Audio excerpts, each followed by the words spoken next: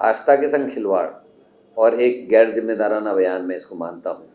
ईश्वर से तुलना मोदी जी की किस लिहाज से वो करना चाहते हैं ये उनको स्पष्ट करना चाहिए। मर्यादा पुरुषोत्तम राम के बाद शायद ही किसी मनुष्य को भगवान की श्रेणी दी गई हो। भगवान कृष्ण को पूर्ण अवतार माना गया और भगवान राम को पुरुषोत्तम राम कहा गया, लेकिन उसके बाद ये पहली बार देख रहा हूँ इस तरीके की हिमाकत वो लोग कर रहे हैं जो धर्म के नाम पर राजनीति करते हैं और आज चाटुकारिता की हद पार कर दी है भगत सिंह कोश्यारी जी ने। गंभीर प्रश्न है आपका, क्योंकि एक होनहार ऑफिसर हमने खोया है और जो बहुत बड़ी क्षति राज्य की भी है, राष्ट्र की भी है।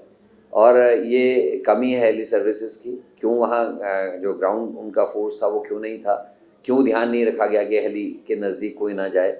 और लगातार वहाँ यात्रियों का आना जाना बना रहता है, इंजन हर समय स्टार्ट रहता है। ऐसे में ये और ज़्यादा गंभीर हो जाता है कि वहाँ जो ग्राउंड स्टाफ था वो क्यों नहीं था।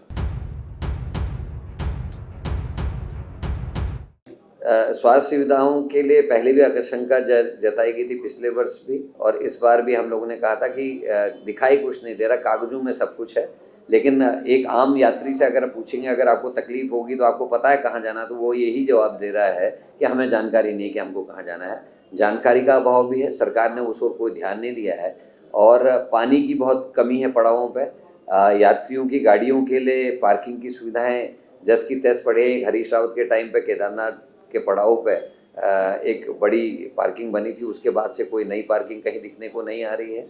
और न ही पानी की जो कमियां थी उसको दूर करने की कोशिश सरकार के द्वारा हुई है। अखबारों में, कागजों में दिख रहा है कि कुछ हुआ है, पर हकीकत में ग्राउंड रियलिटीज़ कुछ और है। हमारी जो गंगोत्री धाम है उसकी रोड बहुत ख़राब है। उसमें करीब 6-7 किलोमीटर की रोड जो है जिसमें काम की आवश्यकता है, जिसकी चौड़ीकरण की आवश्यकता है। सिंगल रूट है जो बहुत ही ख़तरनाक है, उस पर काम जल्दी से जल्दी होना चाहिए।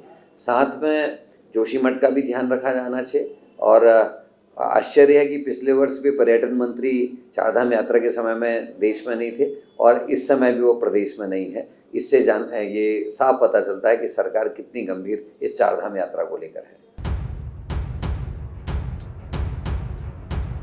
सरकार की जिम्मेदारी है, क्योंकि जिन लोगों ने दान दी है ज़मीनें, उन लोगों ने अपना कोई मंतव्य सामने रख के ये ज़मीनें दान दी होगी। उनके इच्छा के हिसाब से भगवान बद्रीनाथ की सेवा में इन ज़मीनों का इस्तेमाल होना चाहिए। सरकार को अतिक्रमण या जो भी कब्जे उनको हटा कर तुरंत इसमें कार्रवाई करनी चाहिए। आज ही डाउनलोड करें देवभूमि इंसाइडर ऐप।